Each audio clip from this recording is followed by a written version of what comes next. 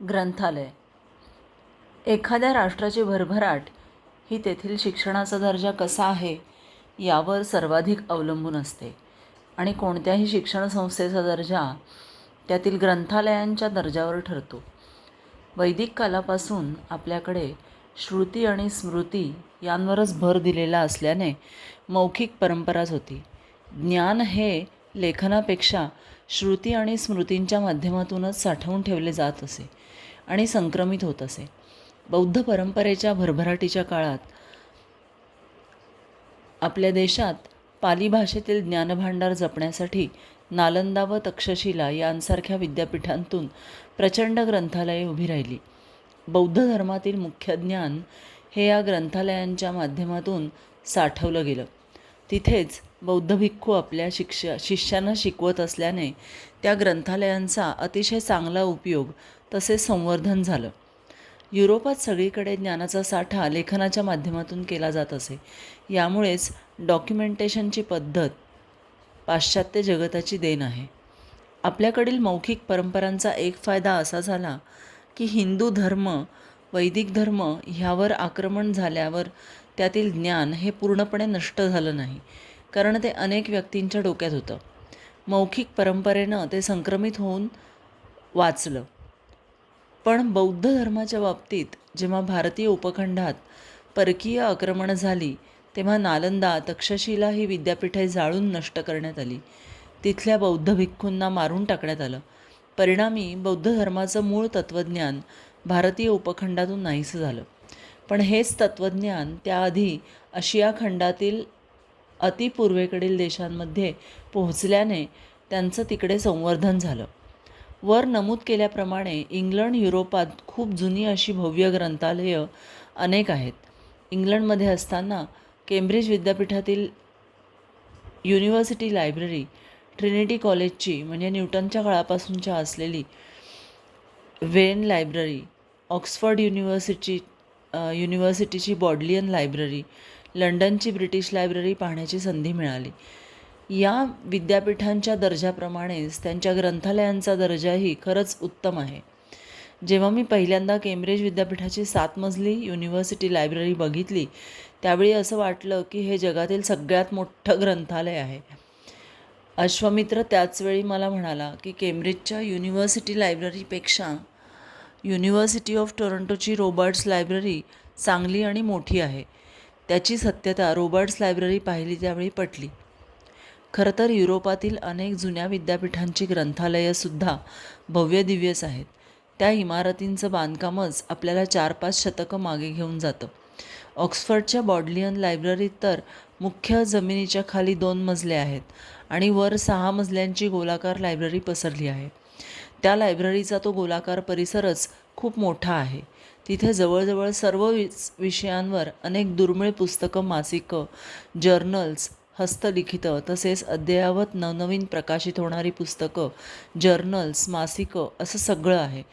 केम्ब्रिजमधील university लायब्ररीच्या मुख्य मजल्याच्या जमिनीखाली 2 मजले आहेत. त्या ग्रंथालयात मी स्वतः ग्रीक भाषेत लिहिलेली भूमितीची जुनी हस्तलिखितं बघितली आहेत.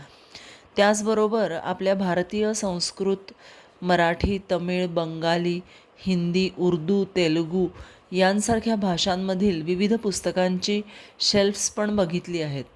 मराठीतील ह.ना. आपटे, शन्ना नवरे, ह.मो. मराठे, पु. ल. देशपांडे यांसारख्या आणि अजूनही बऱ्याच लेखकांची पुस्तके पाहण्यात आली. ट्रिनिटी कॉलेजच्या वेन ग्रंथालयात तर ब्रिटानिका मॅथमॅटिकाच्या मूळ हस्तलिखित प्रती बघायला मिळतात. वर नमूद केलेल्या ग्रंथालयात अद्ययावत पुस्तकं आणि आता सर्व डिजिटल लायब्ररीजसुद्धा उपलब्ध आहेत. कदाचित ऑक्सब्रिज म्हणजेच ऑक्सफर्ड आणि केम्ब्रिजसारख्या विद्यापीठात एकूण पुस्तकांची स्ट्रेंथ संपूर्ण विद्यापीठात असलेल्या इतर ग्रंथालयात मिळून विभागली गेली असण्याची शक्यता आहे. तसेच अतिशय जुनी ग्रंथालयं असल्याने सुरक्षेच्या कारणास्तव विद्यापीठाच्या विद्यार्थ्यांशिवाय किंवा त्या ग्रंथालयाच्या सभासदांशिवाय इतरांना मुक्त वावर नसतो. या ग्रंथालयांची वैशिष्ट्य म्हणजे तिथली स्वच्छता, हवेशीर भरपूर प्रकाश असलेली व्यवस्था, यामुळे होणारं प्रसन्न वातावरण. या इमारती म्हणजे मध्य युरोपातील प्राचीन अभियांत्रिकी आणि वास्तुकला यांचा उत्तम नमुनाच आहेत. तिथे पाऊल टाकता क्षणीच त्यांच्या भव्यत्वाची प्रचिती येते. आधुनिक तंत्रज्ञानाच्या वापरामुळे या पुरातन वास्तूंमध्ये संगणकांनीही स्थान पटकावले आहे आणि जुन्या नव्याचा दिमाखदार संगम इथे दिसून येतो. रॉबर्ट्स लायब्ररी ही उत्तर अमेरिकेतील 3ऱ्या क्रमांकाची मोठी आणि उत्तम लायब्ररी आहे. तसा अमेरिका कॅनडा हा भाग खूप अलीकडच्या काळात निर्माण झाला आहे. म्हणजे भारत, इंग्लंड, युरोपसारखी प्राचीन संस्कृती अमेरिका कॅनडा या देशांना नाही. तिथले मूळ रहिवासी काही इतके प्रगत नव्हते की त्यांच्याकडे प्राचीन ग्रंथालय वगैरे असायला. नाही म्हटलं तरी दक्षिण अमेरिकेतील काही भागात असलेली प्राचीन संस्कृती युरोपीय आक्रमकांनी उद्ध्वस्त करून टाकली. म्हणूनच तिकडे प्राचीन ग्रंथालये नाहीत. त्यामुळे उत्तर अमेरिकेतील विद्यापीठांच्या इमारतींचा इतिहासही युरोपातील विद्यापीठांच्या तुलनेत खूपच नवीन आहे. रॉबर्ट्स लायब्ररी ही 14 मजल्यांची उभीच्या उभी अत्याधुनिक भव्य इमारत आहे. रॉबर्ट्सच्या इमारतीचं बांधकाम इतकं वैशिष्ट्यपूर्ण आहे की उपलब्ध जागेचा जास्तीत जास्त वापर केलेला आढळतो. तळमजल्यातच विद्यार्थ्यांसाठी, सभासदांसाठी तसेच बाहेरून येणाऱ्या पाहुण्यांसाठी लायब्ररीचा ऑनलाईन कॅटलॉग शोधण्यासाठी संगणक उपलब्ध आहेत. ऑक्सब्रिजमधल्या ग्रंथालयात सभासद नसलेल्या कोणत्याही व्यक्तीला ग्रंथालयात प्रवेश नव्हता. त्यामुळे रॉबर्ट्सच्या पहिल्या 2 मजल्यांवर वावरण्यासाठी सरकते जिने आहेत आणि इथे विविध विषयांवरची पुस्तकं, जर्नल्स मोठमोठ्या शेल्फ्सवर व्यवस्थित लावलेली आढळतात. कुठेही धुळीचं साम्राज्य नसून हे सभासद नसलेल्यांसाठी सुद्धा खुलं आहे. तिथेच 4-5 संगणकांवर बाहेरून आलेले लोक युनिव्हर्सिटीच्या ऑनलाईन कॅटलॉगमधून संदर्भासाठी लागणारे पुस्तक किंवा लेख शोधू शकतात. संदर्भ सापडणार ही 100% खात्री असल्याने मिळालेला संदर्भ आपण तिथल्या ग्रंथपालांना सांगितला की तो संदर्भ आपल्याला उपलब्ध करून दिला जातो. मला तरी ही सगळ्यात मोठी गोष्ट वाटली. या सगळ्या विद्यापीठांच्या ग्रंथालयात आपल्याकडील ग्रंथालयांच्या पेक्षा एक अतिशय वेगळा अनुभव येतो.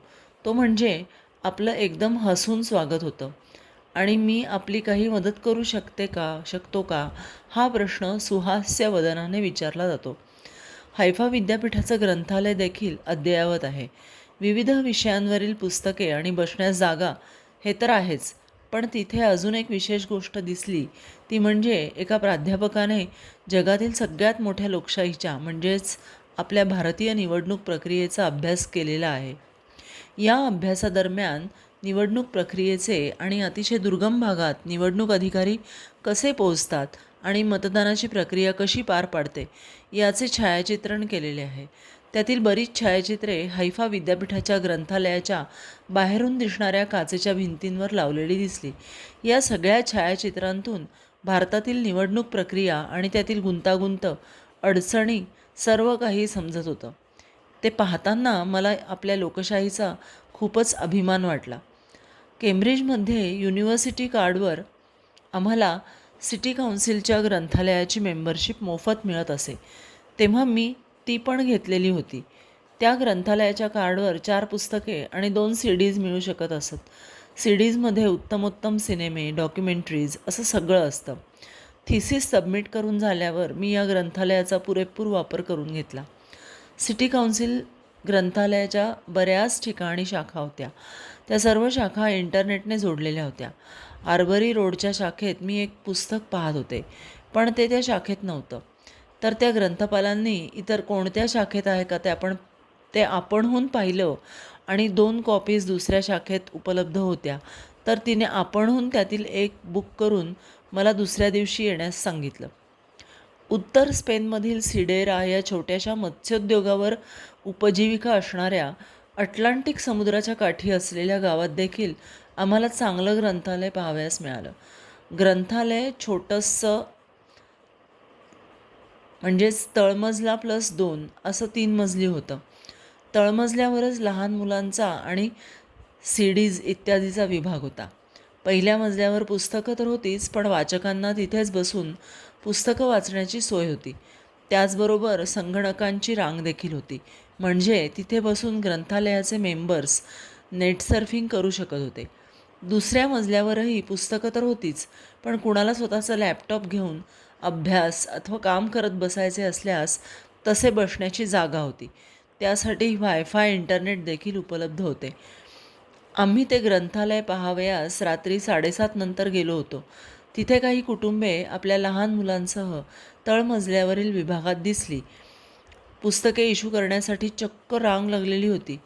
तर पहिल्या आणि दुसऱ्या मजल्यावरही काही मेंबर्स संगणकावर बसलेले तर काही स्वतःचा लॅपटॉप घेऊन बसलेले दिसले.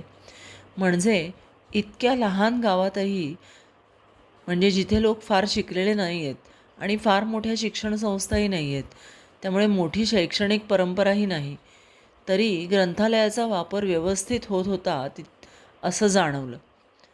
हे सगळं इतकं तपशिलात मांडण्याचं कारण म्हणजे अजूनही आपल्याकडे डॉक्युमेंटेशनची आणि उत्तम ग्रंथालयांची वानवा दिसते. जी उत्तम ग्रंथालये आपल्याकडे होती, आता होतीच असं म्हणावं लागेल, कारण आपल्याकडे असलेला ठेवा कसा जपायचा याची जाण नाही आहे. त्यांच्याकडे दुर्लक्ष होऊन आता ती शेवटचे श्वास घेण्याच्या मार्गावर आहेत.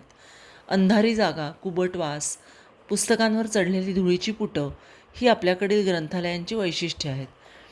अद्ययावत पुस्तके या ग्रंथालयात उपलब्ध नसतात. तसेच आपण ग्रंथालयात प्रवेश केल्यावर ग्रंथपालाच्या चेहऱ्यावर कुठून आले हे इथे, कशाला आले आता त्रास द्यायला, असेच भाव असतात.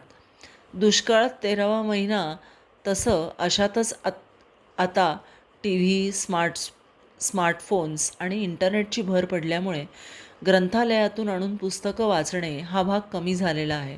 काहीजण डिजिटल पुस्तकं वाचतात, पण त्यात प्रत्यक्ष पुस्तक हाताळण्याची, पुस्तकं वाचताना त्यांच्या येणाऱ्या वासाचीही मजा नाही. 20-25 वर्षापूर्वी पुणे विद्यापीठातील जयकर ग्रंथालयात आणि सप महाविद्यालयाच्या ग्रंथालयात धूळ, अंधार आणि कुबटवास यांचंच साम्राज्य मी पाहिलेलं आहे आणि अनुभवलेलं होतं. त्यामुळे पुन्हा तिथे जावंसं वाटत नसे. या ठिकाणी संगणकांची उपस्थिती दिसली तरी कनेक्टिव्हिटीचा प्रॉब्लेम असतो. डिजिटल लायब्ररीच्या माध्यमातून अत्यावश्यक जर्नल्स उपलब्ध नसतात किंवा बाहेरच्या डिजिटल लायब्ररीशी संपर्क नसतो. त्यामुळे ते सगळंच देखाव्यासाठी आहे की काय असे वाटते. स्वच्छता आणि हवेशीर प्रसन्न वातावरण याबाबतीत काही नवीन ग्रंथालये अपवाद आहेत. जसे पुण्यातील ब्रिटिश काउन्सिलचे ग्रंथालय.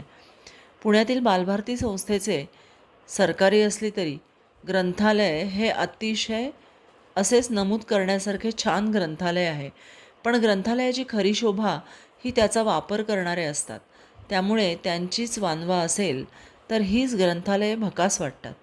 दिल्लीतील जे एन यू किंवा दिल्ली विद्यापीठ, जामिया मिलिया विद्यापीठ या केंद्रीय विद्यापीठांची ग्रंथालयं बाहेरून छान दिसत असली तरी त्यातील विद्यार्थी त्यांचा कसा वापर करतात यावरच सगळं अवलंबून आहे. मध्ये 2019-20 साली या तीनही ठिकाणी विद्यार्थ्यांनी घुसखोरी करून पोलिसांपासून लपण्यासाठी केलेला वापर तसेच त्यांची तोडफोड केलेली आपण पाहिलं होतं. मी हे भलतंच आणि अत्यंत निगेटिव्ह बोलते आहे असं अनेकांना वाटत असेलही, पण ज्यांनी भारतीय विद्यापीठातील ग्रंथालयं, त्यात उपलब्ध पुस्तकं यांचा अनुभव घेऊन जर इंग्लंड, युरोप, उत्तर अमेरिका येथील नामांकित विद्यापीठांची ग्रंथालयं अनुभवली असतील, पाहिली असतील, तर त्यांना माझा मुद्दा पटेल. म्हणजे परदेशात अगदी सिटी काउन्सिलची ग्रंथालयं देखील छोट्यातल्या छोट्या ठिकाणी उत्तम प्रकारे चालू असतात आणि त्यांचा वापरही व्यवस्थित केला जात असतो. पुणे हे तर विद्येचं माहेरघर आहे असं म्हणतात. तसेच ऑक्सफर्ड ऑफ द ईस्ट देखील त्याला म्हणतात. पण मग पुण्यात ग्रंथालयांची फारशी चांगली स्थिती का नसावी यावर आपण कृपया अंतर्मुख व्हावयास हवे. आपल्याला देशाची भरभराट करायची असेल तर देशात उत्तमोत्तम ग्रंथालयांचं संवर्धन केलं पाहिजे. विद्यार्थ्यांना शालेय स्तरापासूनच ग्रंथालयांचा वापर कसा करायचा हे शिकवलं पाहिजे. घरातही पुस्तकं वाचनाची परंपरा असेल, म्हणजेच ज्या घरात आईवडील स्वतः टी व्ही न पाहता स्मार्टफोनमध्ये डोकं न खुपसता पुस्तकं वाचत असतील तर त्या घरातील मुलं नक्कीच वाचन परंपरा पुढे नेतील. चला तर मग आपण या सगळ्याचा गांभीर्याने विचार करून कामास लागूयात. धन्यवाद.